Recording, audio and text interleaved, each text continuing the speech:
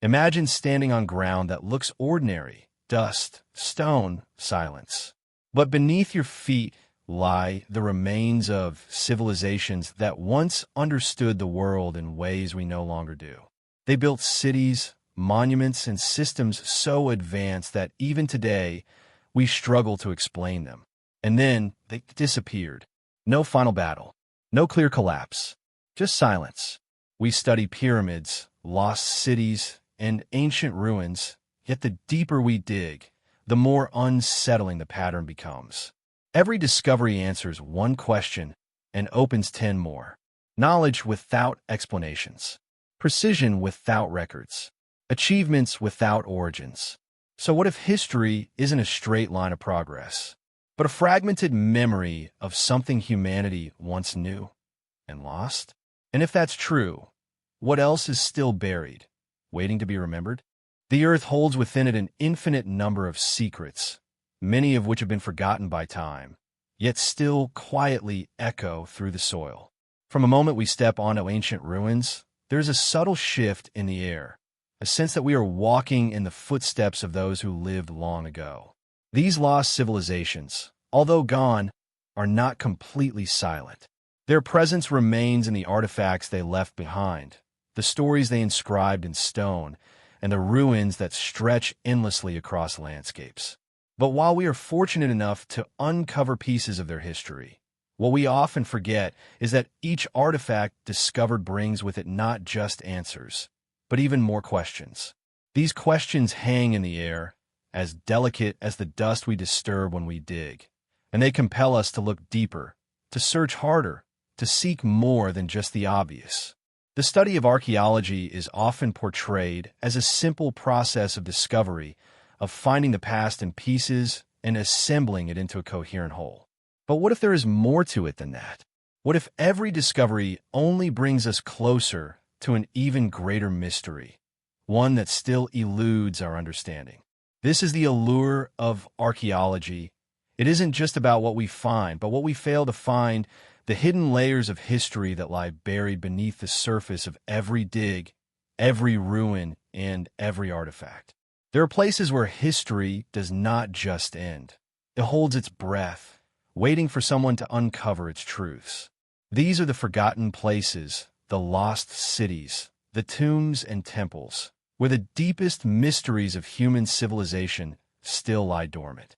And so, as we stand on the edge of the unknown, the Earth speaks to us in whispers. What happened to the great civilizations that once thrived, only to vanish from history? What knowledge was lost to the sands of time, never to be recovered?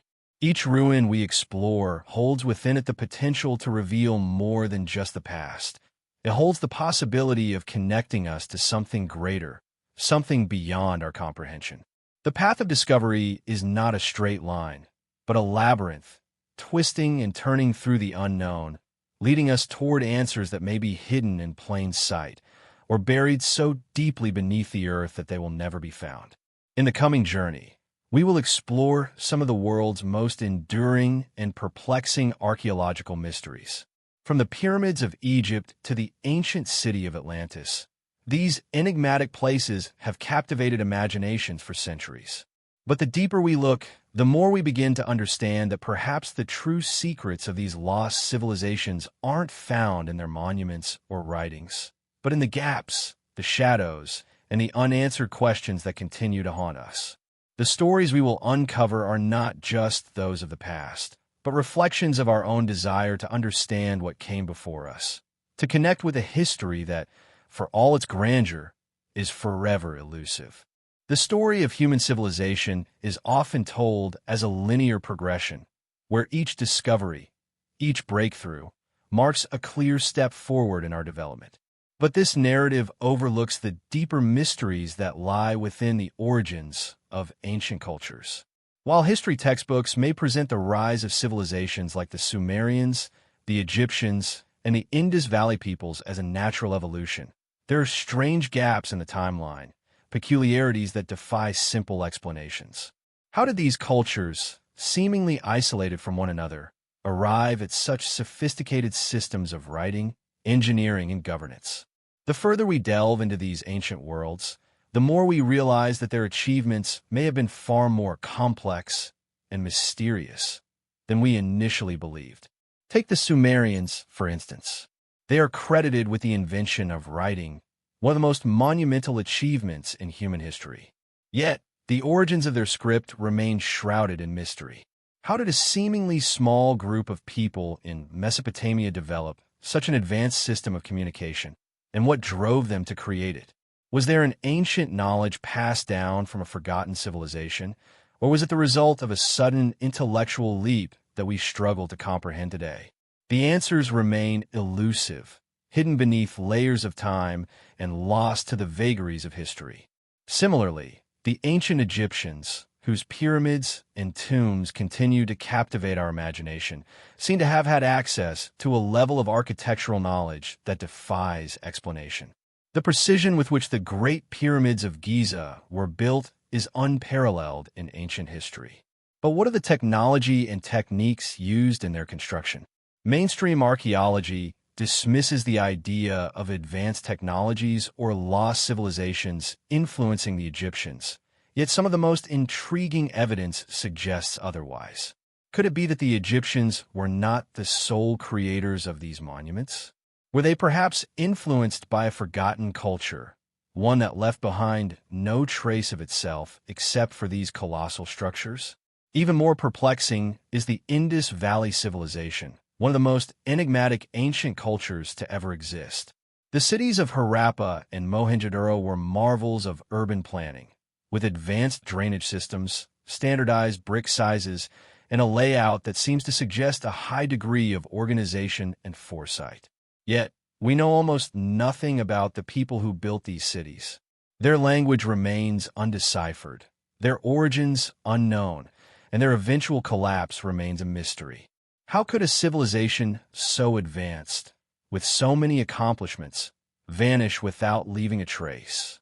Was there a global network of knowledge passed between civilizations that we have yet to fully uncover? As we look at these ancient cultures, we are confronted with a strange paradox. The more we learn about their achievements, the more we are forced to confront the gaps in our understanding. For all the artifacts and monuments we've uncovered, there are far more questions than answers.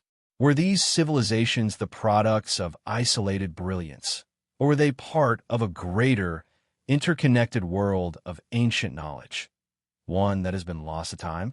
Perhaps the answers lie not in the details of the discoveries themselves, but in the mysteries that they leave behind. These civilizations, though separated by time and geography, share a common thread, a deep, unexplainable connection to something beyond the mundane.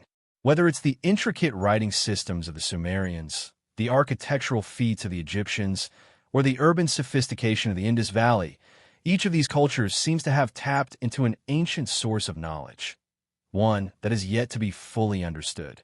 But what if the origins of these civilizations are not as straightforward as we think? What if their rise was not the result of gradual evolution, but rather the remnants of a forgotten world, a world that has since vanished, leaving only faint traces behind? As we continue our journey through these ancient enigmas, we will find that the true mystery of these civilizations is not in what they accomplished, but in what they may have known, knowledge that was lost, erased, or hidden away, perhaps deliberately. This question of where this knowledge came from and how it was lost is at the heart of the greatest archaeological mysteries. Were these ancient cultures simply ahead of their time, or were they the inheritors of a legacy that we have yet to uncover? The pyramids of Egypt have long stood as one of the most iconic symbols of ancient civilization, their massive forms rising from the desert sands like silent witnesses to a forgotten era. Yet, despite centuries of research, exploration, and study, the true purpose of these monumental structures remains as mysterious as ever. Built during the 4th dynasty of the Old Kingdom, the Great Pyramids at Giza, particularly the Great Pyramid of Khufu, continue to baffle scholars, architects, and historians alike. How did the ancient Egyptians, using tools seemingly primitive by modern standards, construct such colossal and precise structures? How did they align these pyramids so accurately with the stars, And why did they go to such lengths to create these awe-inspiring edifices? The more we uncover, the more questions emerge. At the heart of the pyramid enigma lies the question of their construction. Egyptologists widely accept that the pyramids were built as tombs for the pharaohs, but there is little agreement on how they were constructed. The prevailing theory is that massive limestone blocks were quarried and hauled up ramps to the top, a theory that has persisted for centuries. However, the sheer scale of these projects and the precision involved make this theory difficult to accept without reservation. The blocks used in the Great Pyramid, for example, weigh several tons each. How could an ancient civilization, without the benefit of modern machinery, have transported and perfectly positioned these enormous stones with such precision? Even more perplexing is the alignment of the pyramid with the cardinal points of the compass. The Great Pyramid is oriented with almost perfect accuracy to the north, a feat that would have required an advanced knowledge of astronomy. Did the ancient Egyptians possess such knowledge? Or is there something more to their understanding of the cosmos that we have yet to uncover? The internal structure of the pyramids also presents mysteries that challenge conventional theories. Inside the Great Pyramid, there are intricate passages, chambers, and shafts that appear to serve no clear function in relation to a tomb. These features have led some researchers to propose alternative theories. Perhaps the pyramids were not merely tombs, but were part of a more complex system of knowledge, a repository of secrets that we can only begin to understand. Some have suggested that the pyramids might have served as a massive energy generator, while others believe they were designed as a sort of cosmic gateway, linking the Earth to the heavens. These alternative theories often challenge mainstream archaeology, yet they raise important questions about what the pyramids were truly intended to represent. Beyond the question of construction lies the deeper mystery of the pyramid's symbolism. The Egyptians were known for their rich spiritual beliefs, and the pyramids, with their monumental scale and precise alignment, likely held great symbolic significance. Were they designed as tombs to honor the pharaohs, or were they meant to represent something far grander, perhaps the eternal journey of the soul into the afterlife? Some scholars believe the pyramids were not just physical tombs, but metaphysical gateways, designed to carry the pharaoh's soul toward the stars. The pyramid's shape, with its sharp, angular sides converging toward the sky, may have symbolized the sun's rays, allowing the deceased king to ascend to the heavens. Others point to the idea that the pyramids were built to align with certain stars or constellations, perhaps to connect the soul of the pharaoh with the gods or celestial forces that govern their lives. Yet, even after centuries of study, the original purpose and true meaning of the pyramids remain elusive. As with so many ancient monuments, there is a persistent sense that something more is hidden beneath the surface.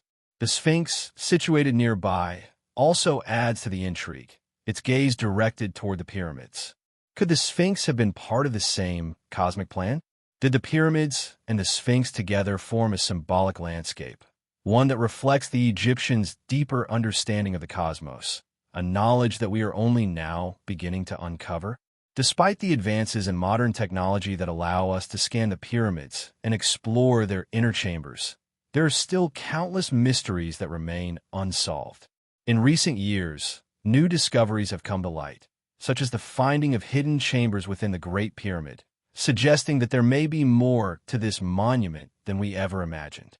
Each discovery seems to open up more questions rather than closing them.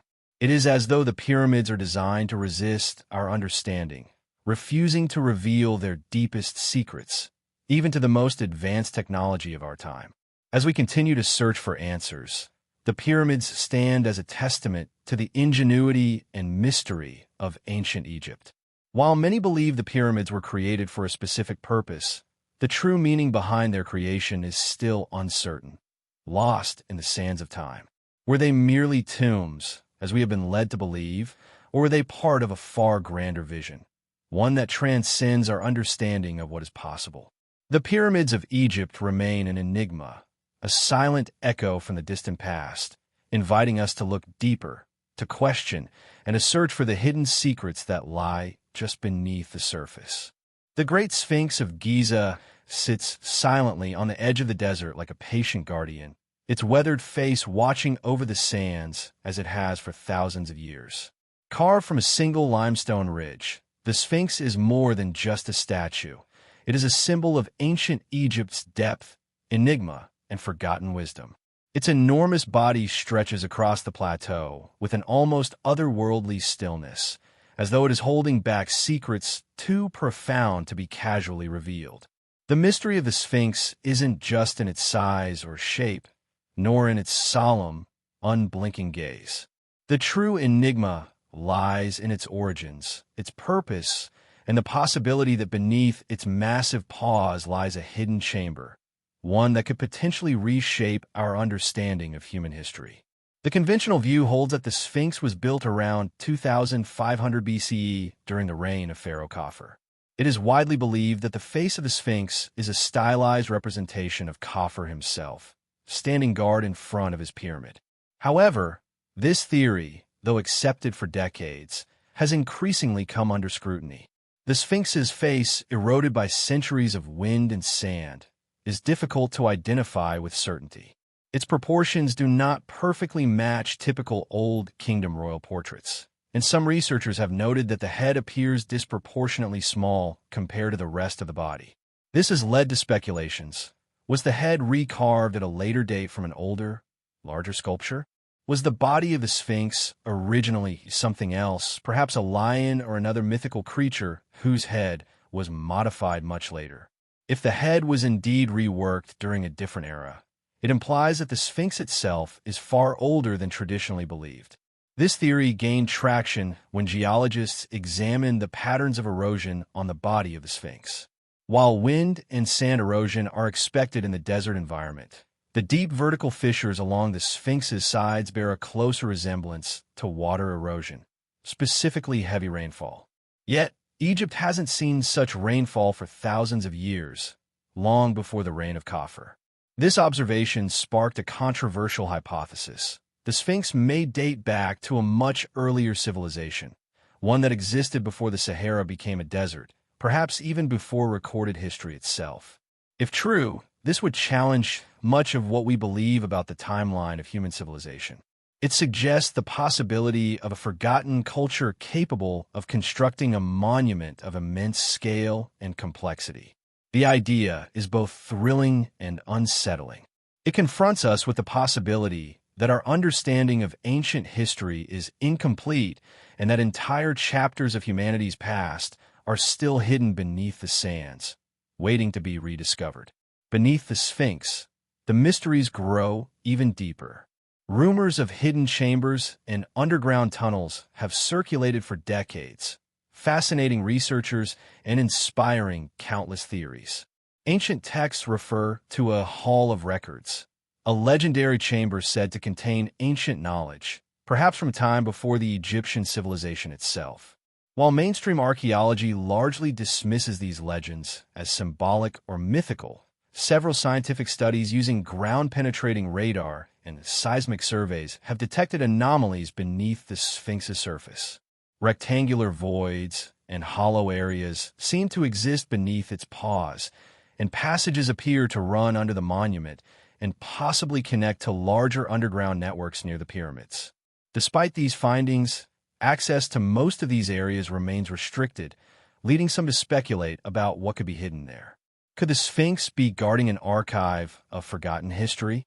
Could there be sealed chambers bearing inscriptions, artifacts, or knowledge from a time long before the earliest dynasties of Egypt? Or are the voids simply natural formations, their shape and position coincidental? These questions linger, unanswered, adding to the aura of mystery that surrounds the Sphinx. The symbolic significance of the Sphinx further deepens its allure.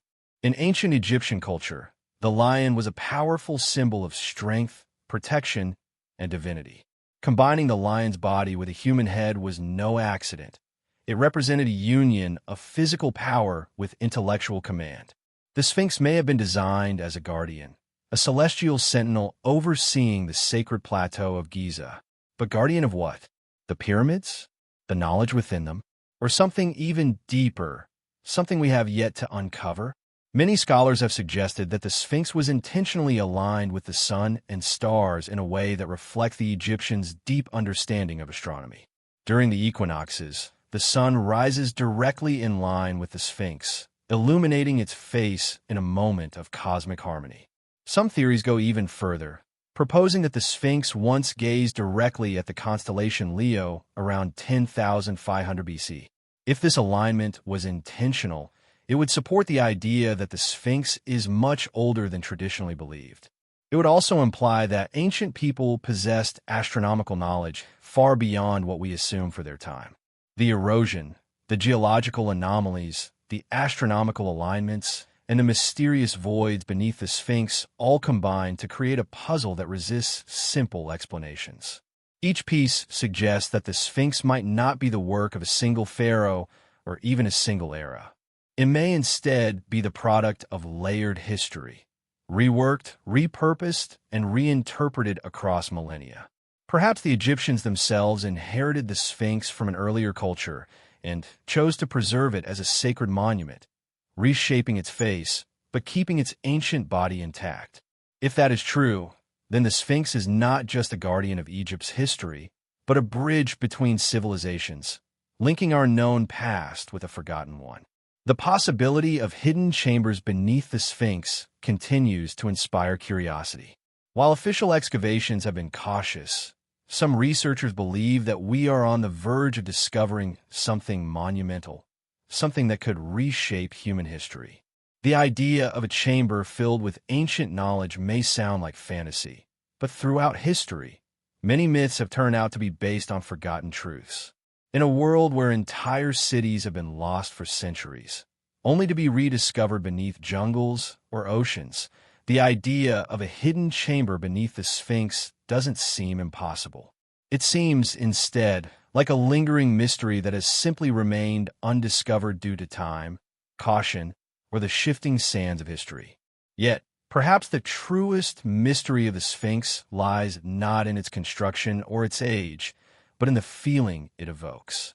Standing before it, one senses something profound, an awareness of time, of ancientness, of the countless generations who have come and gone while the Sphinx remained exactly where it is. It is a monument that invites contemplation, that urges us to look beyond the visible and to search for meaning in the shadows. It represents both the known and the unknown, the revealed and the concealed, holding its secrets in silence as it gazes toward the horizon. As we move from the Sphinx to the broader landscape of ancient architecture and forgotten technologies, we carry with us the sense that the Sphinx is more than a relic. It is an invitation, a reminder that our history is not a closed book, but a puzzle still being solved. And with each new discovery, each new theory, the silent guardian of the desert continues to watch, patiently guarding whatever truths it has kept hidden for thousands of years. Across the world, scattered like fragments of a forgotten story, lie ancient structures whose sophistication challenges our understanding of early human capabilities.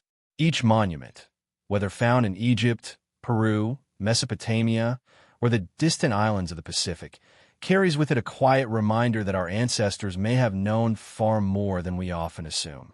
This section acts as a gentle bridge, linking the monumental puzzles we've already explored with the mysteries yet to come.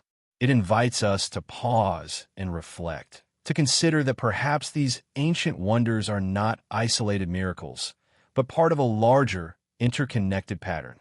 If the pyramids and the Sphinx represent the grandeur of Egyptian ingenuity, then the structures across the world may represent echoes of a shared knowledge, a whisper of a deeper past that humanity has largely forgotten. As we look across continents, we notice patterns that seem impossible to ignore. Massive stones quarried with impossible precision, blocks fitted together so tightly that even modern tools struggle to replicate their alignment, and celestial relationships embedded in architecture that reveal an advanced understanding of the sky. All these things emerge again and again. In places like Machu Picchu and Sacsayhuaman in Peru, the stonework seems almost supernatural, with enormous boulders interlocked in ways that defy the supposed limitations of ancient technology. In Baalbek, Lebanon, stones weighing hundreds of tons were moved and placed with a precision that baffles modern engineers. On Easter Island, the Moai statues stand as solitary guardians, their transportation across long distances still a subject of debate. These structures raise a simple yet profound question: how? The more we compare these ancient achievements, the more difficult it becomes to accept the idea that each culture developed such sophisticated building techniques entirely on its own, without shared knowledge or an earlier influence. Could there have been a forgotten era, long before recorded history began, when humans possessed technologies or techniques that have since been lost? Or perhaps they possessed a deeper connection to the natural world, using knowledge and methods that were never preserved in writing, surviving only through the stones they left behind. Many of these monuments appear almost too perfect, too advanced, to fit neatly into the timelines that archaeology currently accepts. One of the most intriguing ideas is that ancient civilizations may have understood principles of engineering, physics, or even acoustics in ways that modern society has overlooked.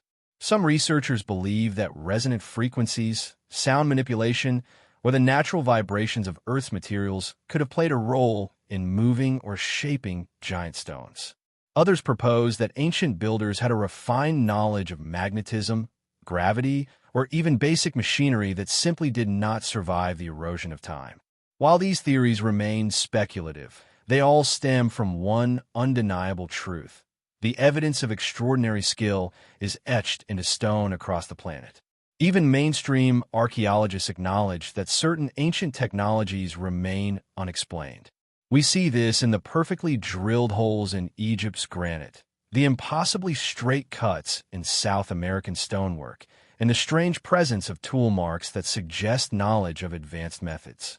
Yet, these puzzling details rarely find their way into the standard explanations of ancient history. Instead, they sit quietly on the edges of academic conversation, puzzling artifacts that don't fit the puzzle. Are they the remnants of a lost chapter of human technology, or simply the outcome of brilliance that we underestimate because we can no longer replicate it with the same simplicity? But perhaps the most mysterious connection between ancient structures lies not in the stones themselves, but in their orientation toward the heavens. Many megalithic sites appear aligned with solstices, equinoxes, or specific stars with an accuracy that suggests a profound understanding of astronomy. This pattern, repeated across cultures separated by oceans and millennia, hints that ancient people may have shared not only architectural skills, but a common worldview, one that placed the cosmos at the center of their spiritual and scientific understanding. Whether this was achieved through independent insight or inherited knowledge remains a question shrouded in mystery. As we transition toward the next mysteries, those of vanished civilizations like the Indus Valley or the puzzling messages of the Nazca Lines, we carry with us the idea that ancient achievements may not be isolated. The monuments left behind across the planet seem to hum with a quiet resonance, as if they are parts of a larger puzzle waiting to be connected. Each structure tells its own story, yet all of them seem to point towards something greater, something shared, something forgotten. And so, this bridge invites us to step forward with curiosity sharpened. The mysteries we will encounter next are not just about structures or artifacts, but about entire civilizations that flourished and disappeared, leaving behind clues to their purpose and their fate. Perhaps, in the whispers of their ruins, we will find hints of the same lost knowledge that shaped the great monuments of the ancient world. As the sands shift and the stars turn overhead, we move onward, deeper into the shadows of the past, seeking answers that may lie just beyond the edges of what we think we know. The Indus Valley civilization, often overshadowed by the more widely recognized cultures of Egypt and Mesopotamia, remains one of the most mysterious chapters in human history. Spread across what is now Pakistan and northwest India, this ancient civilization flourished nearly 5,000 years ago, leaving behind cities that were astonishingly advanced for their time. Harappa, Mohenjo-daro, How these names echo with a sense of sophistication and order, cities constructed with meticulous planning that rivaled and even surpassed many of their contemporaries. Yet despite their achievements, the people of the Indus Valley vanished so quietly, so completely, that not even their language survived. Their disappearance remains one of archaeology's most enduring enigmas. When examining the ruins of the Indus Valley, one cannot help but feel a sense of wonder. These were not primitive settlements, but cities built with a remarkable understanding of engineering and urban design. Streets were laid out in perfect grids.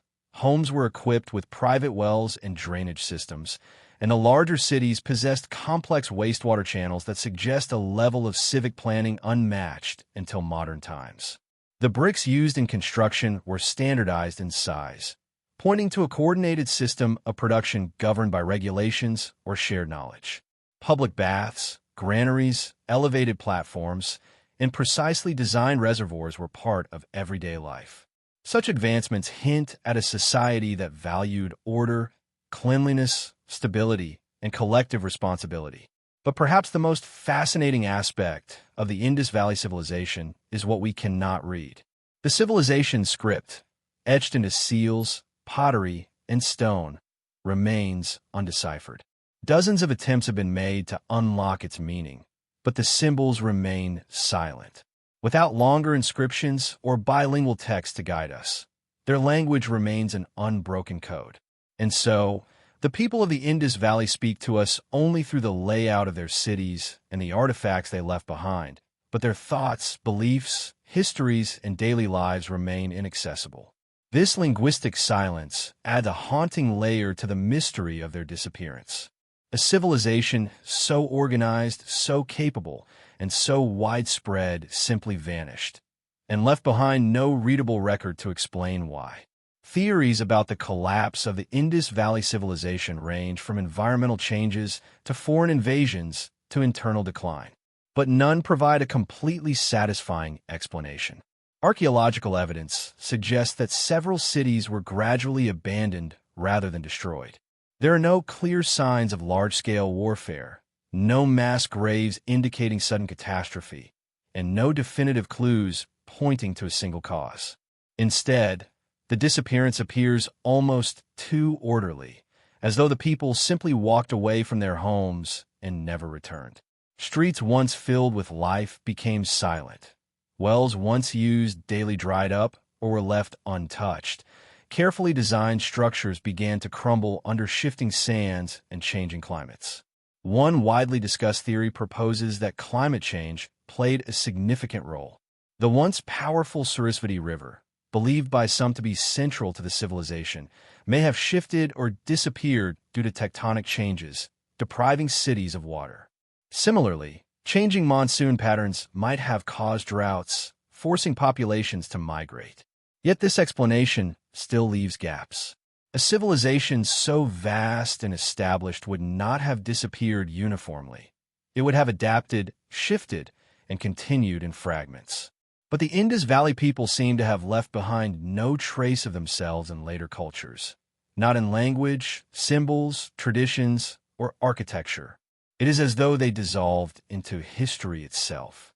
Another theory suggests that disease played a part in their decline, possibly cholera or another waterborne illness. The dense urban layout, while highly advanced, might have created conditions for disease to spread. However, no definitive biological evidence has been found to support this idea. Others propose that the drying of the Gagarhakra River system and the shifting of resources prompted migrations eastward, possibly contributing to the rise of later Vedic cultures. But again, the transition is cloudy, and the direct connection remains unproven. What deepens the mystery even further is the absence of palaces, temples, or royal tombs in the ruins. Unlike Egypt, which left behind monumental pyramids, or Mesopotamia with its ziggurats and royal archives, the Indus Valley shows no signs of kings, priests, or ruling elites. No single individual appears to have dominated their society. Everything from urban planning to brick production seems to reflect a collective, perhaps even egalitarian, culture. If this was true, It would make them unique among ancient civilizations, structured not around a central hierarchy, but around shared civic values. But without deciphering their script, we cannot confirm this. We are left only with the physical evidence, which hints at a society guided by organization rather than authority, cooperation rather than control. Another layer of mystery comes from the discovery of thousands of seals carved with intricate animal motifs, geometric forms, and the undeciphered script. These seals were likely used for trade, identity, or ritual purposes, but their exact meaning remains hidden. Some depict animals that no longer exist in the region, while others show scenes of apparent ceremony or symbolism that may reflect a spiritual worldview lost to time. Among the most puzzling are the seals showing what appears to be a seated figure, possibly in a meditative pose. Some scholars have linked this to early yoga practices or proto-Hindu symbolism, though such interpretations are speculative. Still, they hint at the possibility that the spiritual and philosophical roots of South Asia stretch further back than we currently understand. Mohenjo-daro's famous Great Bath is another clue that raises more questions than answers. Was it used for ritual purification, communal gatherings, ceremonial rites? Its construction suggests careful engineering and a deep awareness of water management, but its purpose remains uncertain. Such structures speak to a culture that valued ritual and community, yet without their writings, their beliefs remain hidden behind an unbroken veil. As we look at the rise and fall of the Indus Valley civilization, we find ourselves confronted by the strange quietness of their disappearance. It is a soft mystery, not one marked by destruction or dramatic collapse, but by a gentle fading into obscurity. Their cities remain, their artifacts remain, but their identity does not. If their knowledge was passed on, it was done so invisibly, woven into the background of later cultures in ways we no longer recognize. The disappearance of the Indus Valley people also serves as a reminder of how fragile civilization can be. A society that once thrived, traded, and innovated can vanish without leaving clear traces behind. And yet, their existence still whispers through the ruins, through standardized bricks, through the drains beneath ancient streets, through the seals that carry silent messages from a world we can only imagine. As we transition to the next mysteries, the Nazca lines etched into the desert, we carry with us the haunting question of how a civilization so advanced, so orderly, and so impressive could vanish without a sound. The story of the Indus Valley is not just a tale of disappearance.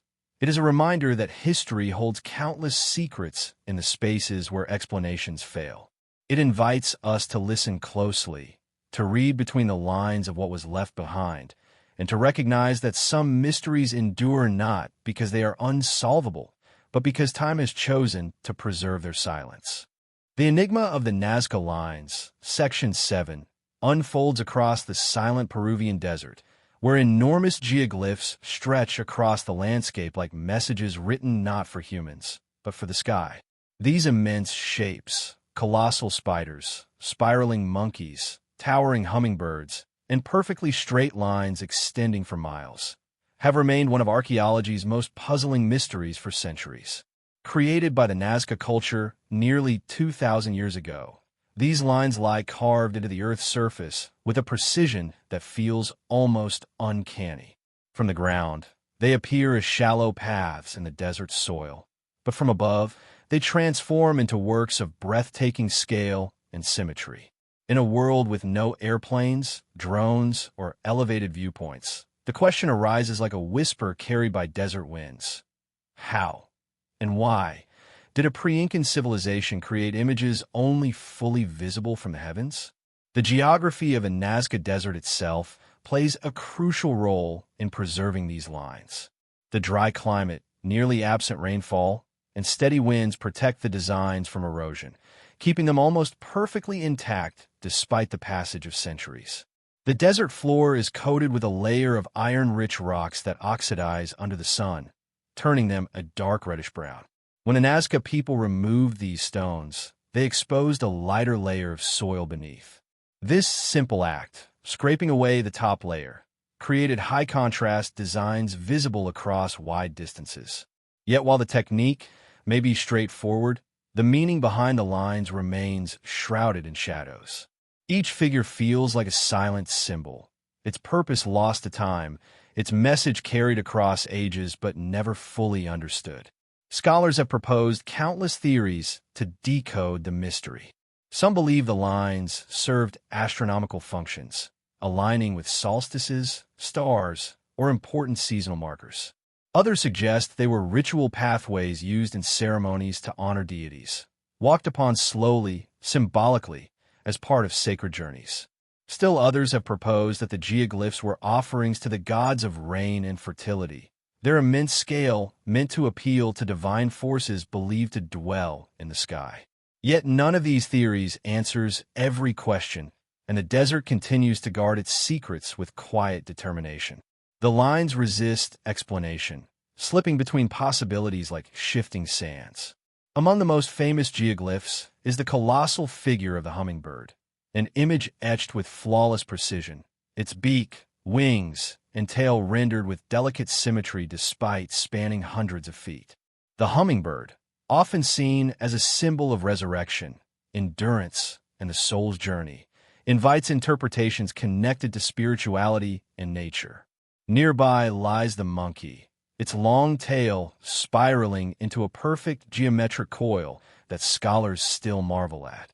The spider, with its elongated limbs and careful proportions, stretches widely across the plains. And then there are the long, straight lines, vast corridors that extend unbroken for miles, as though pointing toward distant mountains, ancient horizons, or celestial markers. The Nazca lines are not a collection of random drawings, but a tapestry of shapes, paths, and symbols woven into the desert's surface with purpose. What adds to their mystique is the fact that the Nazca people left behind no written language. Without texts or inscriptions, the meanings of these geoglyphs are left to the quiet interpretations of archaeology, astronomy, anthropology, and intuition. The silence around them deepens their mystery. These symbols speak without words, like echoes of a forgotten worldview. The Nazca civilization understood their environment in ways modern science still attempts to reconstruct. In a harsh desert climate, survival required intimate knowledge of water sources, seasons, and the movement of the sun. Many lines appear to align with natural water channels or converge near ancient aquifers called puquios, engineered by the Nazca to bring underground water to the surface. This suggests that the lines may have been deeply connected to rituals honoring water, a precious and sacred force in a land ruled by drought. Yet, for every theory grounded in practicality, there exists another steeped in mystery. Some lines run so straight and so long that they seem almost impossible to achieve without highly advanced surveying tools. Others form shapes that maintain perfect proportions despite their immense size. These feats raise questions about how such accuracy was achieved from the ground. Some researchers propose that the Nazca people created small-scale models of the designs and used grids or ropes to replicate them at larger scales.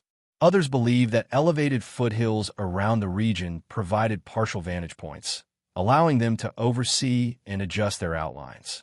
But even with these explanations, the sheer ambition behind the designs evokes awe. Why carve images visible only from above, when no one at the time could view them from such heights? This question has inspired more imaginative theories as well. Some suggest that the lines were a form of communication with deities believed to reside in the sky. Others posit that shamans, under the influence of ritual practices, may have envisioned their surroundings from a bird's-eye perspective. A few fringe theories propose visitors from distant realms or advanced lost knowledge, though no archaeological evidence supports such claims. Still, these ideas persist in popular imagination because the Nazca lines defy simple explanations.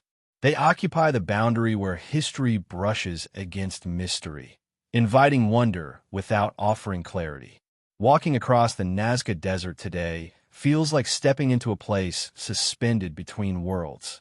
The heat radiates from the ground, the air remains dry and still, and the horizon stretches endlessly in all directions. From the surface, the lines blend into the landscape. An ordinary path, a shallow trench, a subtle shift in color. Only when lifted into the sky do they reveal their full grandeur, transforming into art on a cosmic scale.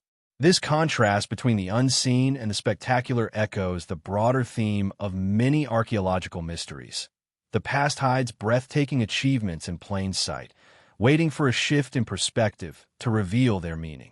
Over the years, archaeological efforts have uncovered new geoglyphs using drones and satellite imaging. Figures too faint or too large to be recognized from the ground. Some depict warriors, others animals, while some remain abstract. With each new discovery, the puzzle becomes both richer and more perplexing. The Nazca lines grow not simpler with study, but more layered, more enigmatic, as new patterns emerge and old assumptions dissolve. The desert remains the keeper of these secrets, preserving them in the stillness of its arid plains. And as we move from the Nazca lines to the next chapter of our exploration, the mysterious stone spheres of Costa Rica, we carry forward the enduring theme of ancient peoples leaving behind astonishing marks on the world. Marks whose meanings slip beyond modern understanding, whispering from the edges of time. The Nazca lines remind us that history is not merely a record of what we know. It is also a landscape shaped by what we do not. They are the silent poetry of an ancient culture, stretching across the desert like celestial invitations, calling us to look closer, think deeper, and accept that some mysteries live not to be solved, but to inspire wonder. The stone spheres of Costa Rica, Section 8, lies in a quieter corner of archaeological mystery, smaller in global fame compared to the Nazca lines, yet equally steeped in unanswered questions and ancient craftsmanship. Scattered across the Diquis Delta and surrounding regions, these near-perfectly carved spheres range from the size of a small pebble to massive stones weighing several tons. Carved by the pre-Columbian Diquis culture over 1,000 years ago, their shapes are so precise, so symmetrical, that they appear as though shaped by machines rather than by human hands. And yet, they were hewn from solid granite using only the tools and knowledge available at that time, an achievement that modern archaeologists still struggle to fully explain. These spheres rest today in fields, forests, and museum collections, silent, polished, and mysterious.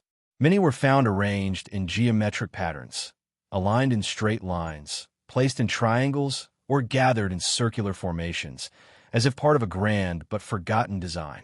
Their placement seems deliberate, intentional, almost ceremonial, yet there is no written language or architectural record left behind to clarify their function. They sit instead like mute sentinels of a vanished culture, their meanings buried deeper than the soil that once covered many of them. Some scholars believe they marked the homes of chiefs or elites, symbols of status and authority. Others suggest they formed ceremonial sites, perhaps connected to astronomy or spiritual beliefs about the cosmos. But each theory holds only a piece of the puzzle, never the whole truth. The creation of these spheres demanded remarkable skill. Granite, the primary stone used, is notoriously hard, requiring immense effort to shape even with modern tools. The Diquis people accomplished this without metal chisels, without advanced carving methods, and without machinery. They likely used a combination of controlled fires, stone hammers, and abrasive sand to gradually shape the rock into rounded forms. Such a process would have taken weeks or months for a single sphere, suggesting that their purpose must have carried profound cultural importance. Their smooth surfaces and perfect geometry reveal not just technical mastery, but artistic vision, an intention to create something enduring. Equally mysterious is the symbolism behind the shapes. Circles often represent unity, cycles, completeness, the sun, the heavens, or the never-ending flow of time. If the spheres were indeed spiritual objects, they may have served as representations of cosmic order, grounding celestial beliefs into the landscape. But the absence of temples, shrines, or accompanying iconography makes this difficult to confirm. Unlike other ancient cultures whose symbols are carved into walls, inscribed on tablets, or painted into murals, The people who carved these spheres chose silence, leaving only the shapes themselves to carry their message across time. Another layer of complexity arises from the spheres' movements. When discovered, many were no longer in their original locations. Over centuries, they had been moved by colonists, plantation owners, and treasure hunters searching for gold rumored to be hidden inside. None was ever found to contain treasure, only solid stone. But the displacement of the spheres disrupted their original patterns.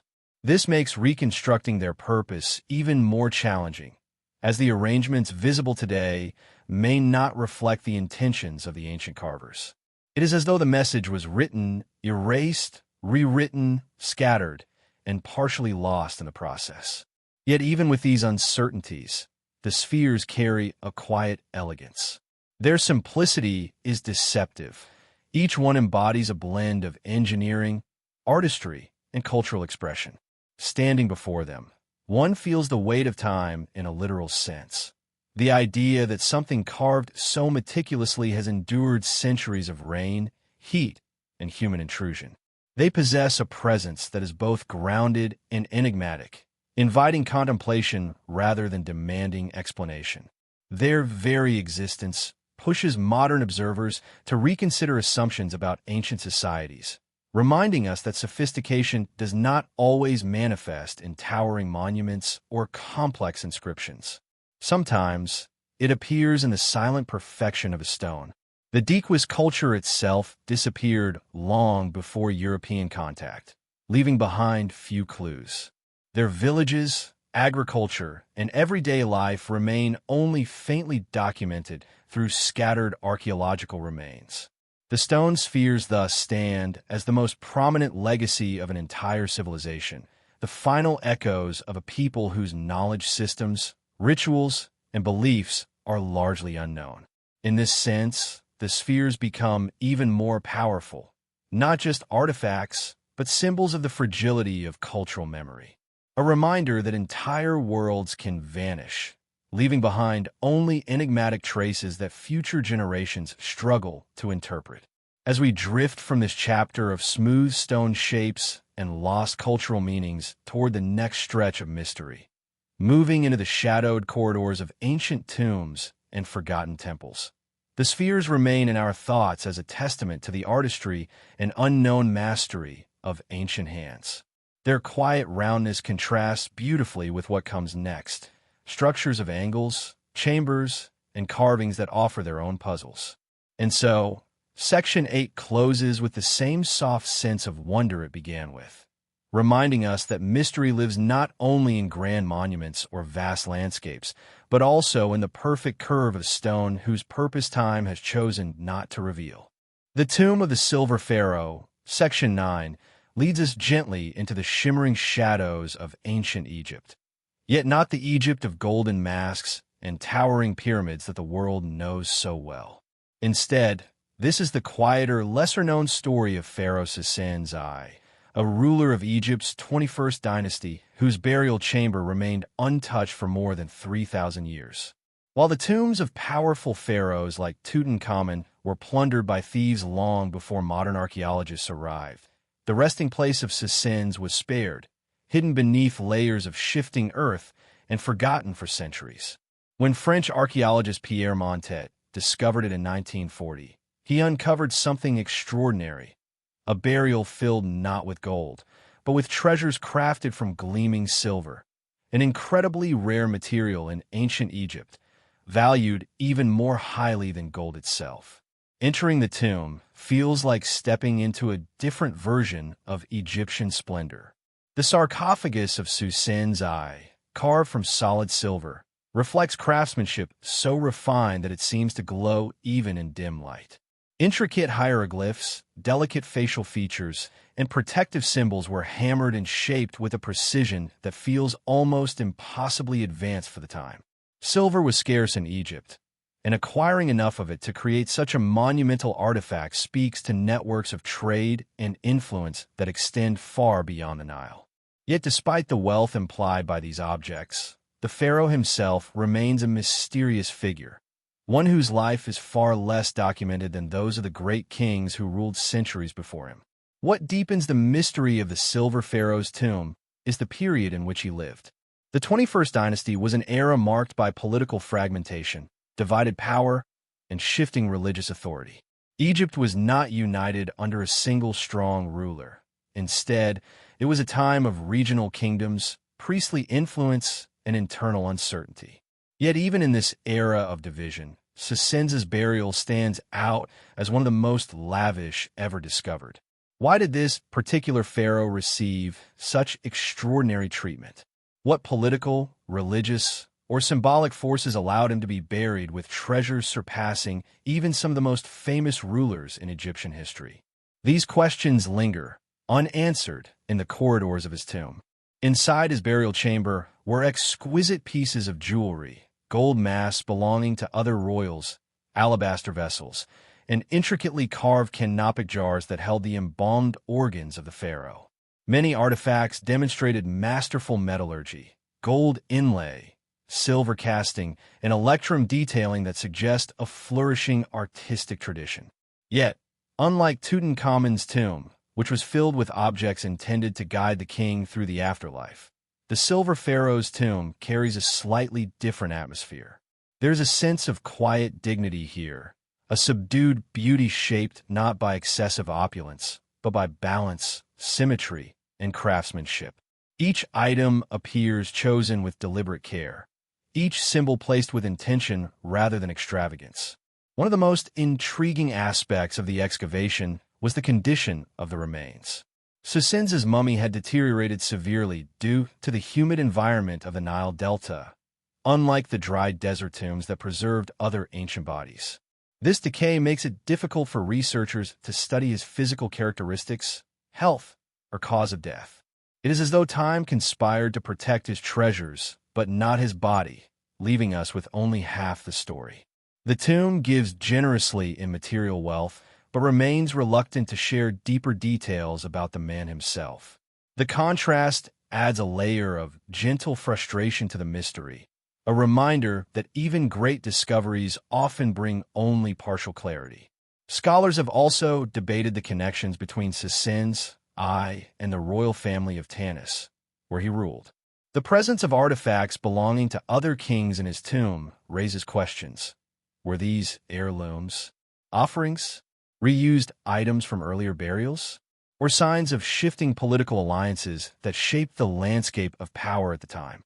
The reuse of burial materials was not uncommon in periods of instability, but the selection and placement of these objects in Sisenza's tomb feel unusually purposeful, hinting at relationships and meanings now lost in the silence of millennia.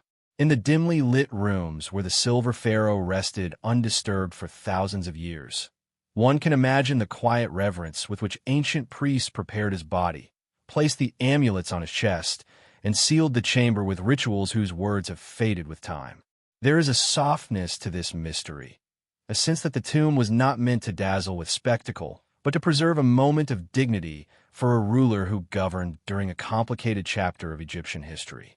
The silver artifacts, though rare and radiant, feel less like displays of wealth and more like offerings of respect. As we leave the tomb of the Silver Pharaoh and drift toward the next chapter of our journey, one filled with underwater ruins and submerged legends, we carry with us the shimmering memory of silver glinting in quiet darkness. Section 9 reminds us that not all mysteries roar loudly through history. Some whisper softly from beneath forgotten sands, revealing beauty, brilliance, and unanswered questions in equal measure. The submerged city of Dvarka, Section 10, takes us beneath the gentle waves of India's western coastline, where ancient stones rest quietly on the seafloor. Here, in the Gulf of Khumbat, divers and underwater archaeologists have uncovered ruins that many believe may be connected to the legendary city of Dvarka, described in ancient Indian texts as the magnificent coastal kingdom of Lord Krishna. The story goes that Dvarka was a city so grand, so luminous, and so advanced that when its time came to an end, the sea rose and claimed it, swallowing temples, palaces, and streets beneath its waters. Today, the submerged structures discovered off the coast evoke this ancient tale, blending archaeology with mythology in a way that blurs the line between history and legend. As divers descend toward the ruins, visibility shifts in soft shades of blue and green. Scattered across the seabed lie massive stone blocks, traces of walls, geometric alignments, and randomly placed artifacts that hint at human construction. At depths of 20 to 40 meters, these remains feel hauntingly peaceful, as though resting in the suspended breath of time.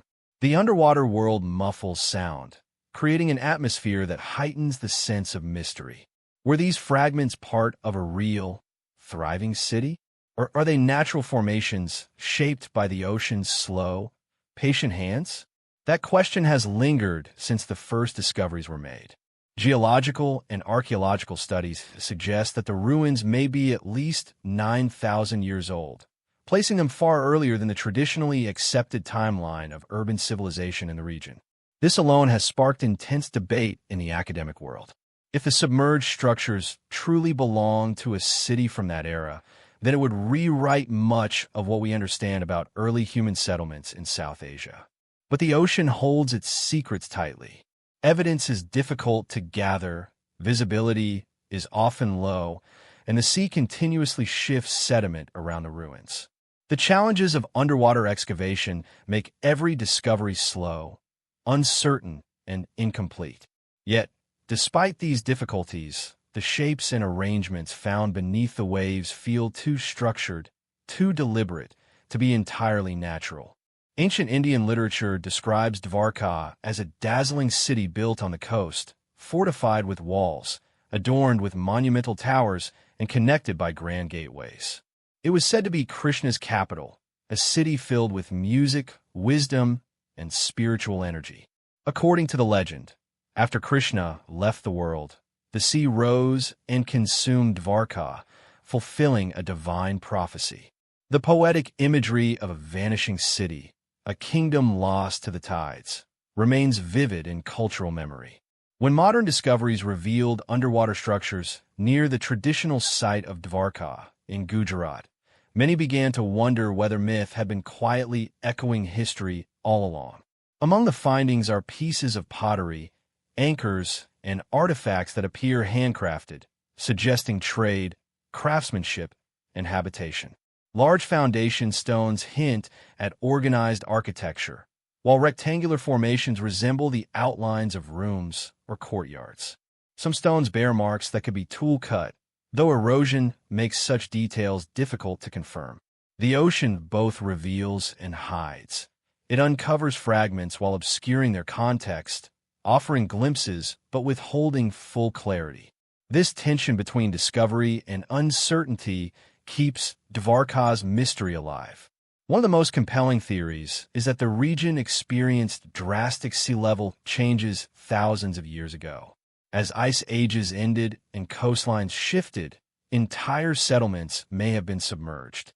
Dvarka, whether legendary or historical, might have been one such casualty of rising waters. If true, the city's disappearance serves as a quiet reminder of the fragility of human creations against the vast, patient forces of nature. Civilizations rise, flourish, and sometimes vanish not through war or disaster, but through the slow, inevitable shifting of Earth's tides and climates. Another ongoing debate revolves around the identity of the ancient builders. If the submerged city is indeed older than previously believed, it suggests that early societies along the Indian coastline possessed a level of organization and complexity far beyond what is currently documented. This possibility opens the door to new lines of inquiry about forgotten cultures, lost engineering knowledge, and ancient maritime networks that have yet to be fully explored. Dvarka, in this sense, stands at the crossroads of myth and archaeology, ancient memory and modern discovery. Yet even with scientific caution, one cannot ignore the poetic resonance of the site. The idea of a city swallowed by the sea touches something deep within human imagination. It mirrors stories from cultures around the world. Atlantis, YS, Canarargualid, where great civilizations disappear beneath waves. These tales often symbolize impermanence, the ebb and flow of time, and the humility of humanity before nature. Dvarka's underwater ruins evoke that same sense of quiet, reflective wonder. They remind us that history is not always written on stone walls or preserved in manuscripts. Sometimes it lies beneath the ocean, resting in silence. As we rise from the depths of the submerged city and drift toward the next chapter, a journey into the desert winds and the mysteries hidden within the great Zimbabwe ruins, we carry with us the serene, haunting beauty of Dvarka. Section 10 closes not with answers, but with currents of possibility, inviting viewers to imagine what stories the sea still guards, waiting for the tides of time to reveal. The enigma of Great Zimbabwe, Section 11, draws us deep into the heart of southern Africa, where the ruins of a once powerful kingdom rise from the earth like the remnants of a forgotten dream. Set among rolling hills and golden grasses, the stone walls of Great Zimbabwe stand without mortar, held together by the precision of ancient craftsmanship and the quiet endurance of time. These walls curve like flowing rivers of stone, forming towering enclosures, narrow passageways, and grand elliptical structures that reflect both engineering mastery and cultural depth. Built between the 11th and 15th centuries, Great Zimbabwe was the center of a thriving civilization, yet its origins, purpose, and decline remain wrapped in layers of uncertainty that invite endless curiosity.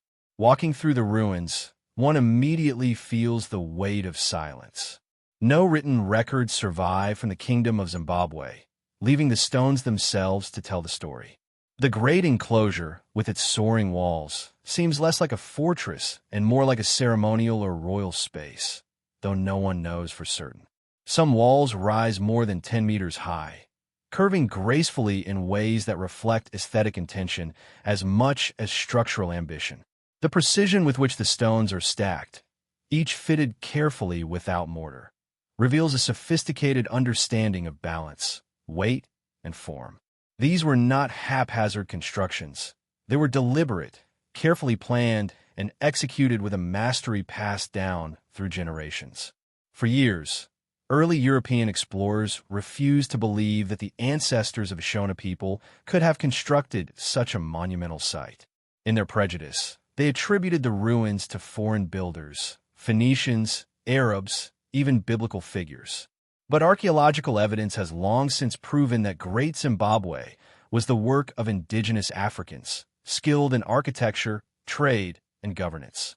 This revelation reshaped historical narratives, restoring rightful recognition to the people who once lived, ruled, and created here. Yet, even with the truth reclaimed, many mysteries remain. Why was Great Zimbabwe built in this particular location? How were its impressive constructions engineered with such precision? And what forces led to its eventual abandonment? Great Zimbabwe was once the heart of a vast trade network stretching across the Indian Ocean. Archaeological finds include Chinese porcelain, Arabian glass beads, and coins from medieval East Africa. Such artifacts show that the kingdom was not isolated. It was connected to merchants, sailors, and cultures from distant shores. Gold, ivory, and cattle formed the backbone of its wealth. The kingdom's prosperity flowed through these stones, leaving behind faint echoes of a vibrant economic system. Yet the layout of the city also reflects social structure. The hill complex believed to be the residence of elite leaders, the great enclosure possibly serving as a royal or ritual space, and the valley ruins housing the broader population. Each part of the site hints at a sophisticated societal order, though its precise nature feels just out of reach. The most iconic symbol of Great Zimbabwe is the conical tower within the great enclosure, a massive, solid structure whose purpose remains debated. It contains no entrance, no chambers, and no inscriptions. Its presence is both symbolic and enigmatic. Was it a granary, representing abundance and royal authority? A ritual monument tied to ancestral worship? Or a structure whose meaning has simply not survived the passing centuries? Whatever its purpose, the tower stands as a quiet reminder of cultural depth that cannot be fully translated by archaeology alone. Some meanings are not meant for the present. They belong to the people who constructed them, their worldviews, and their rhythms of life. One of the enduring puzzles of Great Zimbabwe is its decline. By the 15th century, the population had dispersed, leaving the city to fall into ruin. Climate change, overgrazing, political shifts, or the exhaustion of local resources are all possible explanations. Yet, none fully captures the intricacies of such a monumental departure. A city of thousands does not empty itself without reason. Was the departure gradual, driven by slow shifts in environment and economy? Or was it sudden, prompted by a crisis now lost to time? The stones offer no answers, only the quiet certainty that once, life here thrived with energy and purpose. Today, Great Zimbabwe stands as a symbol of cultural pride, resilience, and historical depth. The ruins invite visitors to walk through their winding paths, to touch the stones shaped by ancient hands, and to listen to the echoes of a civilization that left no written word, but an architectural legacy unmatched in the region. There is a stillness to the place, a gentle, contemplative silence that encourages reflection. As sunlight moves across the stone walls, casting shifting shadows, the site feels alive with the memory of its past. Each wall, each passage, each carefully placed stone seems to hold a whisper of the stories that once filled the air. As we step away from the monumental stones of Great Zimbabwe and transition toward the next chapter, a journey into the icy silence of the prehistoric world, we carry with us the lingering sense of awe that such ruins inspire. Section 11 closes softly, offering not definitive answers, but a reminder that some mysteries are preserved not through clarity, but through the enduring presence of what remains. The Mammoth Steppe, Echoes of an Ice Age world, takes us far back into a realm older than cities, older than recorded history, older even than most human memory, a realm shaped by ice, wind, hunger, and astonishing resilience. The Mammoth Steppe was once the largest biome on Earth, stretching from Western Europe across Siberia, over the land bridge of Beringia, and into the vastness of North America.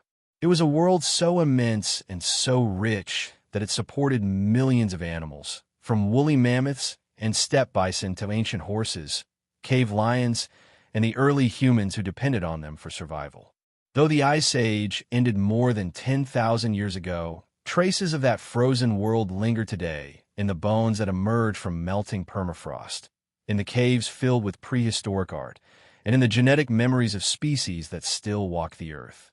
The Mammoth Steppe was unlike any environment we know now, a cold, dry grassland with sparse shrubs and endless horizons. Despite the chill, it was incredibly productive, covered in hardy grasses and nutrient-rich plants that could sustain giant herbivores even through harsh winters. The woolly mammoth, the most iconic resident of this world, was shaped by millennia of adaptation. Powerful limbs, curved tusks, insulating fat, and a thick coat that rippled in the wind like a living banner of the Ice Age. Its footsteps once shook the ground, leaving patterns in the frozen soil that remained intact for centuries. Each mammoth carried a history of migrations, moving with herds across continents, following food, seasons, and ancient instincts tied to landscapes now lost beneath oceans and forests. But the Mammoth Steppe was not only the domain of giants. It was also home to early humans whose survival hinged on understanding this unforgiving world. They crafted tools from flint and bone, hunted with coordinated skill, and used fire to carve pockets of warmth into the cold expanse. For them, the mammoth was more than food. It was shelter, clothing, and culture. Bones formed the frames of their houses, hides wrapped around their bodies, and tusks inspired their earliest carvings. Even today, prehistoric art found deep within European caves depicts mammoths with surprising accuracy, capturing their movement, their strength, and perhaps the profound respect humans held for these animals. These drawings offer not just imagination, but memory, a visual echo of a world that shaped human evolution. The mystery that surrounds the Mammoth Steppe is tied most deeply to its disappearance. Around the end of the last ice age, the climate began to warm. The vast grasslands that had fed millions slowly transformed into forests, wetlands, and tundra. As their environment shifted, many megafauna species struggled to adapt. Some researchers argue that humans, expanding across continents, played a role in their extinction through overhunting. Others point to rapid climate changes, shrinking habitats, or the combination of both pressures. Whatever the cause, the mammoth and many of its companions vanished, leaving behind bones, frozen carcasses, and the haunting silence of a world that no longer exists. The disappearance of such powerful creatures feels almost mythic, as though a chapter of Earth's story closed too abruptly. Yet the mammoth steppe is not entirely gone. It survives in fragments. In Siberia, melting permafrost reveals remarkably preserved mammoth remains, skin, hair, even stomach contents, offering scientists a window into the Ice Age. Grasslands and parts of Alaska and Siberia still hold plant species that once dominated the steppe. And in recent years, geneticists have wondered whether the mammoth might one day return through de-extinction technologies, blending ancient DNA with that of modern elephants. Whether or not such an attempt succeeds, the fascination with these creatures shows how deeply they are woven into our imagination. The mammoth is not just an extinct animal. It is a symbol of endurance, adaptation, and mystery. When we picture the mammoth steppe, we often imagine a cold, barren desert. But this world was vibrant, dynamic, and full of life. Herds thundered across the plains. Predators stalked through drifting snow. Winds sculpted ice into shimmering ridges. Nights glowed with the dance of auroras long before any human named them. Even the cold carried a kind of beauty, shimmering under pale sunlight, and revealing the breath of animals like faint clouds of smoke rising from the earth itself. To walk through that world would have been to feel simultaneously small and deeply connected, part of a cycle of survival that stretched back thousands of years. As we close section 12, the echo of that frozen world lingers, like a whisper carried through time. The mammoth steppe may have vanished, but its legacy remains written in bones, landscapes, and human memory. It is a reminder that Earth has not always looked as it does now, and that one day it may transform again. In stepping away from this ancient world, we prepare to enter the next mystery, carrying with us the awe of a land where giants once walked beneath endless ice age skies. The Cave of Long Shadows, Unfinished Stories in Stone, leads us into one of the most atmospheric mysteries of the ancient world, a place where darkness becomes a canvas and silence becomes a keeper of secrets. Deep beneath layers of earth, in caverns untouched by sunlight for tens of thousands of years, early humans left behind marks, some deliberate, some accidental, all haunting in their persistence. These caves, found across regions like France, Spain, and parts of Southeast Europe, house paintings and engravings so old that they seem to belong to another kind of humanity entirely. The drawings often portray animals no longer present in those regions. Mammoths, woolly rhinos, cave lions, creatures that walked alongside our ancient ancestors yet now feel mythic, as though they were guardians of a world that the surface has long forgotten. When we step into these caves, guided only by faint torchlight or the imagined glow of ancient flames, the air grows still, as if waiting for a story to be remembered. The walls ripple with ochre, charcoal, and mineral pigments, arranged in patterns that suggest purposeful design.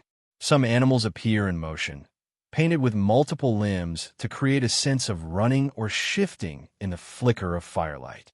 Others stand alone, large and solemn, facing unknown directions as though watching over the cave itself. These images reveal a depth of thought and creativity that challenges the old assumption that early humans were simple or primitive. Instead, they show us artists, thinkers, and storytellers who understood the symbolic power of imagery long before written language. But the true mystery lies not only in what was painted, but in what remains unfinished. Many cave walls display half-formed figures, a head without a body, outlines without detail, scenes that seem to trail off as if the artist was called away and never returned. Were these abandoned due to danger, ritual interruption, migration, or something more enigmatic? Some researchers believe these unfinished works might not be incomplete at all, but intentionally left open, representing ideas or spiritual concepts that did not require closure.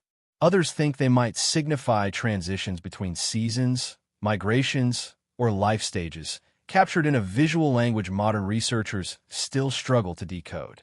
Whatever the reason, these incomplete images create a sense of expectation, a quiet tension that makes the caves feel alive even in their stillness. The echoes of human presence linger, not only in the paintings, but in the shapes and marks scattered across the floors and walls. Footprints of children remain preserved in ancient mud, frozen in mid-stride. Handprints, some painted, some simply pressed into soft clay, act like signatures from people whose names have long vanished. Torch scorch marks still cling to ceilings, hinting at rituals, gatherings, or solitary wanderings into deeper chambers. These impressions remind us that these caves were not just art galleries. They were sanctuaries, classrooms, ceremonial sites, and perhaps even places where early communities sought connection with the unseen. The combination of art, movement, and ritual weaves a tapestry of possibilities that scholars continue to unravel. The cave's darkness amplifies the mystery. In silence, our imagination awakens to questions that can never be fully answered. Why did humans travel so far into dangerous, lightless spaces to create art? What do these images mean to them? Were the caves considered doorways to another realm, a boundary between the living world and the spirits of animals or ancestors? Many archaeologists believe these places served as liminal spaces, thresholds where everyday life dissolved and the symbolic world became dominant. In such settings, the flicker of a torch could transform a painted bison into a moving creature, giving the cave itself a presence that felt sacred or supernatural. In the cool air of these caverns, time feels suspended. Thousands of years collapse into a single moment, allowing us to stand almost hand in hand with the people who left these marks. Their world was filled with danger and wonder, with animals that dwarfed them in size and landscapes that demanded constant vigilance. Yet they paused to create beauty, to tell stories, to express ideas that still glow faintly in minerals and dust today. Their unfinished drawings invite us not only to admire, but to question, to imagine the thoughts, fears, and hopes of people separated from us by unimaginable stretches of time. As we leave the cave of long shadows behind, the lingering silhouettes seem to follow, a reminder that human history is filled with chapters that remain incomplete. The walls whisper of lives lived in rhythm with nature, of rituals carried out in absolute darkness, of mysteries that may never be fully revealed. This cave becomes a symbolic bridge, guiding us gently into the next chapter of our journey, where the shadows of the past will lead us toward the next unsolved archaeological enigma waiting just beyond the veil of time. The vanishing civilizations, traces of worlds lost to time, carries us into the haunting realm of societies that rose with brilliance, carved their marks into the earth, developed systems of knowledge and belief, and then disappeared so completely that only fragments of their existence remain. These fragments, ruins, symbols, artifacts, and whispered traditions, stand like ghostly reminders of cultures that once pulsed with life and purpose. In this long, drifting narrative, we step into the quiet space created by these absences, listening for echoes that stretch across millennia. Some civilizations left behind monumental architecture that still pierces the sky. Others left only faint impressions in soil, stones, or oral memory. All of them carry mysteries that continue to confound researchers and ignite curiosity among those who seek to understand humanity's deeper past. This section invites us to explore the delicate balance between what we know, what we guess, and what remains forever just out of reach. One of the most enduring questions in archaeology is why civilizations vanish. The reasons vary: climate change, environmental collapse, warfare, disease, migration, shifting trade routes, or slow cultural transformation. But the effect is always the same. An entire worldview dissolves into silence. Consider the Indus Valley Civilization, with its cities of baked brick, complex drainage systems, standardized weights, and an undeciphered script. For centuries, it flourished along the floodplains of the Indus and Sarasvati rivers, developing urban planning far ahead of its time. Yet around 1900 BCE, its cities were abandoned. No grand monuments explain its rise or fall, no inscriptions tell the story of its rulers, and no war-damaged layers mark a dramatic collapse. Instead, the Indus civilization fades quietly, leaving behind orderly streets and sealed granaries that feel frozen mid-breath. Archaeologists can only piece together possibilities: shifting river paths, drought, trade decline. But beneath these logical explanations lies an aura of mystery that persists because the people themselves remain voiceless. To the west, another enigmatic culture emerges: the Nabateans, the desert architects who carved Petra from living stone. Their city glows rose-red under the sun, its facades rising like frozen waves. Yet despite creating one of the most breathtaking urban environments in history, they too disappeared. Their inscriptions are sparse, their language only partially understood, their customs only faintly echoed in neighboring traditions. Petra was once a thriving hub for spice and incense trade, a crossroads of caravans carrying goods from Arabia, the Mediterranean, and beyond. But as new trade routes emerged and political power shifted, Petra's importance waned. Eventually, sand and silence swallowed the city until it became a rumor whispered by Bedouin tribes. When explorers rediscovered it in the 19th century, they found no thriving civilization, only empty facades, water channels dried, and tombs where once life had pulsed. The Nabateans' disappearance reflects a truth seen across history. Even the most magnificent cities can be forgotten when their people move on. But the phenomenon of vanishing civilizations extends far beyond urban centers. In the rainforests of the Amazon, new research suggests the presence of long-lost settlements, geoglyphs, causeways, pottery shards, and earthworks that challenge the long-standing assumption that the region was always sparsely populated.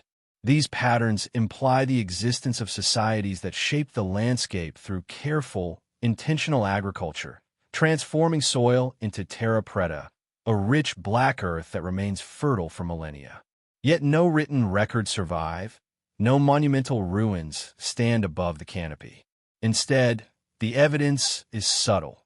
Straight lines visible only from the sky, patterns hidden beneath layers of vegetation, small mounds suggesting ancient plazas.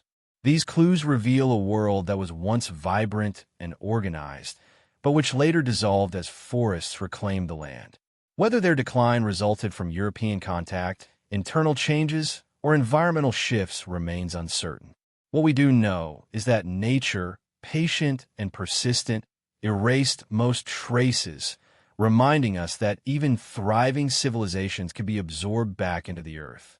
Meanwhile, across the Pacific, the mysterious people of Nan Madol built a city of stone atop a coral reef. Massive basalt columns, weighing several tons each, were transported across water and stacked into startling formations. The city, often called the Venice of the Pacific, served as a ceremonial and political center for the Saudeleur dynasty. Yet, just like Petra, it was eventually abandoned. Oral traditions speak of tyrannical rulers, supernatural interventions, or divine punishment. Archaeology offers no definitive explanation. Rising sea levels, shifting political structures, or the immense burden of sustaining such a large stone complex may have contributed. Today, Nan Madol sits half-submerged, its canals filled with still water, its basalt walls covered in moss, as though the sea itself is slowly reclaiming it. The silence of the place makes it feel suspended outside time, neither alive nor entirely dead. Even a Mediterranean cradle of many well-documented cultures, holds secrets of vanished societies. The Sea Peoples, for example, appear abruptly in historical records as a force responsible for the collapse of Bronze Age powers around 1200 BCE. Yet their origins remain unknown. Some theories suggest they were displaced groups seeking new homelands. Others propose they were a coalition of maritime raiders responding to famine or climate change. Their impact was enormous, contributing to the downfall of empires like the Hittites and weakening the Egyptians. But despite this disruptive presence, they left no written accounts, no cities, and no lasting monuments. They are a civilization defined by motion and conflict, remembered only through the ruins they left in their wake. In Africa, the kingdom of Kush flourished for thousands of years along the Nile, rivaling and at times ruling over ancient Egypt. Their pyramids, more numerous but less massive than Egyptian ones, stilled the desert landscapes of Sudan. Yet the Kushite legacy is often overshadowed, their writings sparse, their political transitions obscured. Archaeologists continue to uncover temples and artifacts that tell of a kingdom with deep cultural, artistic, and military achievements. But the long arc of their decline remains uncertain. Did shifting trade routes weaken them? Did natural disasters play a role? Or did cultural integration gradually dissolve their distinct identity? The lack of definitive answers adds to the mystery, casting Kush as another civilization whose ending remains half-hidden. A different kind of disappearance shapes the story of the ancestral Puebloans of the American Southwest. Their cliff dwellings, Mesa Verde, Chaco Canyon, and others, testify to architectural sophistication and astronomical knowledge. Yet by the late 1200s, many of these settlements were abandoned. Environmental stress, prolonged drought, social upheaval, or migration may have influenced their movement. But the starkness of their departure, leaving behind pottery, tools, and massive structures, invites deeper reflection. Standing within a cliff dwelling today, one can feel the lingering warmth of a home once filled with life. The rooms are silent, but not lifeless. They feel poised, waiting for the people who left so long ago to return. Why do these lost civilizations matter? Perhaps because they remind us that history is not a steady march forward. It is a series of rises and falls, cycles and rhythms, expansions and contractions. Each vanished culture shows us that human achievement is both monumental and fragile. Great cities can crumble, advanced technologies can be forgotten, languages can fade, belief systems can dissolve. Yet the traces left behind, an inscription, a pot fragment, a carved stone, a buried foundation, carry the weight of countless lives, each with their own concerns, dreams, and daily rhythms. Their stories also remind us of the contrast between permanence and impermanence. While stone appears enduring, it erodes. While knowledge seems sturdy, it disperses. While civilizations feel stable, they're vulnerable to forces far beyond human control. The vanishing of these cultures highlights the fragility of human memory and the vastness of time. What we consider ancient today was once modern, bustling, alive. What stands silent now once echoed with voices, laughter, markets, ritual chants, and the sound of community. As we drift deeper into this section, the contrast between what is known and what is forever hidden becomes more pronounced. Archaeology offers tools, but not always answers. Science offers dating methods, but not always narratives. Oral traditions carry fragments of memory, but often evolve beyond original meanings. In this delicate interplay, we find beauty not in certainty, but in the vast space of possibility. Each vanished civilization becomes a canvas onto which countless theories, stories, and imaginations are projected. Yet the greatest mystery is not in their disappearance, but in what we still feel when we encounter their remains. A ruined temple evokes a sense of reverence. An abandoned city stirs curiosity. A buried artifact feels like a whisper. These remnants create emotional bridges across time. allowing us to sense the humanity of people who lived long before us. Their worlds may be gone, but the echoes endure in stone, in soil, in collective imagination.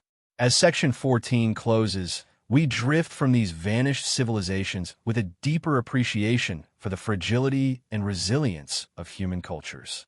Each disappearance becomes a reminder that history is filled with shadows as much as light, with questions as much as answers. And as we move into the next section, the lingering presence of these lost worlds guides us gently forward, preparing us to explore the final pieces of the unsolved mysteries that lie just beyond the edges of what we can know. The silent witnesses, ancient artifacts, and the stories they hold invites us to examine the fascinating, often mysterious objects that have survived from the distant past. These items, seemingly ordinary yet extraordinary in their preservation, serve as silent witnesses to civilizations long gone. Whether they are tools, ornaments, weapons, or pieces of art, artifacts transcend time and geography, holding within them fragments of lives, rituals, and histories that can no longer be spoken, but can be inferred, studied, and admired. Though the civilizations that created them may have vanished, these relics carry the voices of their makers, voices that have been captured in the fabric of the objects themselves. Each artifact we encounter is not just an object, but a testament to the people who shaped it, to the hands that held it, and to the stories that it carries through time. One of the most enigmatic types of artifacts is the cursed or haunted objects that have become a part of modern myth and legend. From the famous Hope Diamond, believed to bring misfortune to its owners, to the mysterious mummies of Egypt, many ancient relics are said to hold a dark energy, carrying with them the unresolved stories of those who once owned them. Yet, it is not always the objects themselves that are cursed, but the stories of their origins, tragic, unresolved, or simply unsettling. Consider the bronze dagger of the Sumerians, an intricately crafted weapon found in a royal tomb, which is thought to have once belonged to a powerful king. While its artistic beauty and historical significance cannot be denied, its burial with the king, who died under mysterious circumstances, led many to believe that the weapon held some form of malevolent power. Is it possible that artifacts hold a residue of the emotions or energies that surrounded their creation? This question remains an open one, as it leads us to the greater mystery of the human connection to objects. How something so mundane as a dagger, a pot, or a statue can transcend its form and be woven into a tapestry of myth and memory.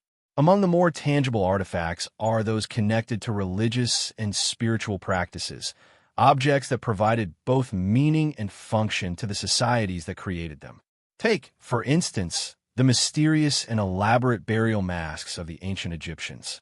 Made from gold, lapis lazuli, and precious stones, these masks were not just intended to depict the features of the deceased, but were thought to protect the soul in the afterlife. The most famous of these, of course, is the Mask of Tutankhamun, found in the Boy King's tomb in 1922 by archaeologist Howard Carter. The mask itself, crafted with exquisite detail, has become a symbol of Egypt's grandeur and mystery, capturing the imagination of people worldwide. Yet, for all its beauty and historical significance, the mask also carries the weight of the curse that supposedly accompanied Tutankhamun's tomb, an eerie and compelling narrative that reminds us of the way in which artifacts can become vessels for the stories and the fears of their time. Artifacts like these remind us of the deep connection between material culture and the intangible. Objects crafted for a spiritual or religious purpose often transcend their physical form and become imbued with symbolic meaning. Take the ancient religious statues of the Mayans, or the intricate stone carvings of the Inca civilization. Each figure, carved with painstaking precision, represented not just a deity or an ancestor, but a connection to a worldview, a cosmology that dictated the rhythms of daily life. These statues were not mere objects of decoration. They were conduits for rituals, prayer, and power. To hold or touch such artifacts is to feel the weight of a culture's beliefs, its hopes, and its fears. But it is not always the grandeur of royal artifacts or religious relics that tell us the most about the past. In fact, sometimes the most telling artifacts are those that were used in everyday life. Take, for example, the simple pots, tools, and implements found in the homes and villages of ancient peoples. These humble objects can tell us volumes about daily life, about survival, and about the cultural practices that shaped a society. A grinding stone from an ancient city can reveal the staple foods of a civilization, while a chipped flint tool speaks to the skill and ingenuity of early humans. These everyday objects hold the minutiae of daily existence, showing us how people lived, what they valued, and how they interacted with their environment. In many ways, these artifacts are the most human of all, bridging the gap between the distant past and our present. Take the ancient pottery of the Hopi and Pueblo peoples of North America, whose designs and techniques date back over 1,000 years. These pots were not just for cooking or storing food. They were often intricately decorated with patterns that reflected the spiritual beliefs of their creators. The designs were more than aesthetic. They were symbolic representations of nature, the cycles of life, and the cosmos. When researchers and collectors examine these pots, they are not just studying a piece of clay. They are uncovering a system of belief, a worldview that has persisted over generations, continuing to influence the descendants of those ancient potters. The careful brushwork, the delicate engraving, the choice of colors, each element of the pot speaks to the world in which it was created. Even more evocative are the ancient writing tablets that have survived the ravages of time. The cuneiform tablets of Mesopotamia, for instance, are some of the earliest forms of written communication. These small, clay tablets were inscribed with symbols to record everything from agricultural transactions to legal codes to literature.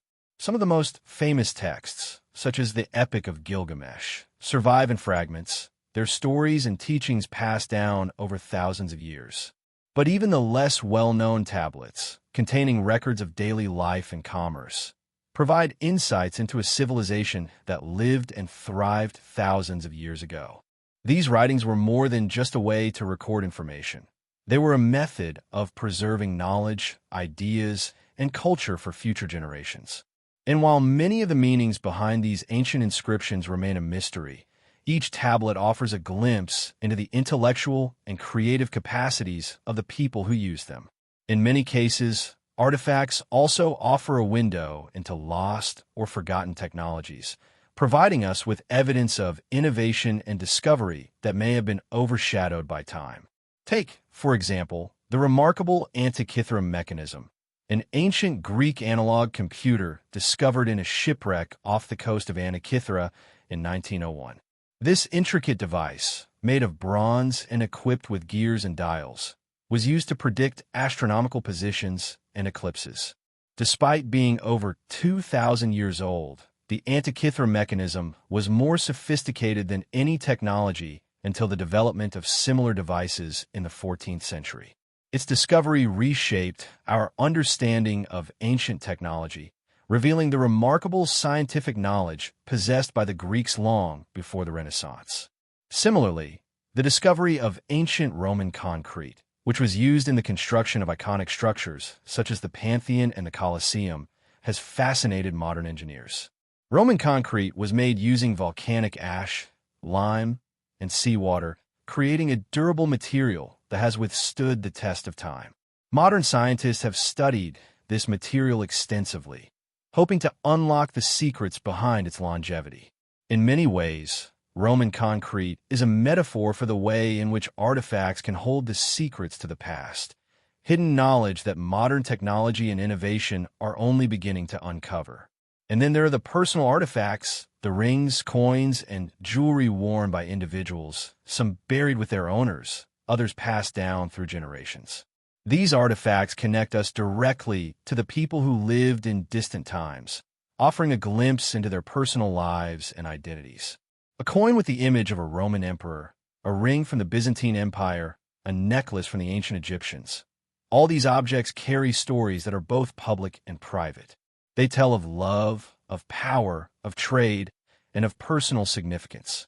Each artifact has its own story to tell, a narrative that connects its owner to the broader currents of history, while also revealing intimate details about their lives. But perhaps the most haunting artifacts are those that seem to transcend time altogether, objects that have been buried for centuries, sometimes millennia, only to be unearthed and placed into the light again. Whether it's the preserved body of a Viking warrior found in a burial ship or the delicate bones of a woman from ancient Rome, these artifacts and remains carry with them a profound connection to the past. They're, in a sense, the closest we can come to speaking directly with those who lived long ago. Each object, each fragment, is a bridge across time, connecting us not just to the ancient world, but to the very essence of what it means to be human. As we conclude this journey through the silent witnesses of history, we realize that the stories they hold are not just academic or scholarly. They're part of our collective consciousness, part of what binds humanity across time and space. Artifacts are more than just objects. They are threads in the intricate tapestry of human existence, connecting us to our ancestors, our past, and to the mysteries that remain just out of reach. They remind us that history is not a static record, but a living, breathing entity that continues to shape us, even as we seek to understand it. Section 15 closes with the understanding that artifacts, though silent, speak volumes. Their stories are still being told, through the careful work of archaeologists, historians, and storytellers who continue to seek the hidden narratives woven into these objects. Each discovery is a reminder that the past, though long gone, is never truly lost. It lives on in the things we leave behind. And as we leave this final chapter,